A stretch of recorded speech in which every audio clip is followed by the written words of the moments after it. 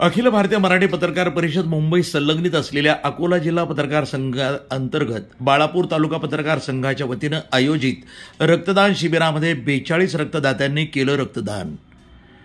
अखिल भारतीय मराठी पत्रकार परिषदेचे माजी अध्यक्ष सिद्धार्थजी शर्मा तसंच अकोला जिल्हा पत्रकार संघाचे अध्यक्ष शौकत अली मीर, सरचिटणीस प्रमोद लाजूरकर, जिल्हा उपाध्यक्ष रामदास वानखडे, ज्येष्ठ पत्रकार रमेश ठाकरे यांच्या मार्गदर्शनाखाली गेल्या 17 वर्षापासून रक्तदान शिबिरासह समाज हितोपयोगी उपक्रम बाळापूर तालुका पत्रकार संघाच्या वतीनं राबवण्यात येत असतात। यावर्षी सुद्धा बाळापूर तालुका पत्रकार संघासह शहरातील विविध संघटना आणि राजकीय पक्षांच्या पुढाकारानं रक्तदान शिबिर संपन्न झालं।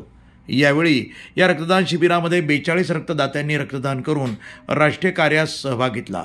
यावेळी रक्तदान शिबिरामध्ये बाळापूर शहरातील विविध राजकीय पक्षांचा पदाधिकारी आणि कार्यकर्त्यांनी भेटी दिल्या होत्या। या रक्तदान शिबिराला डॉक्टर हेगडेवार रक्तपेढीचे सहकार्य लाभले।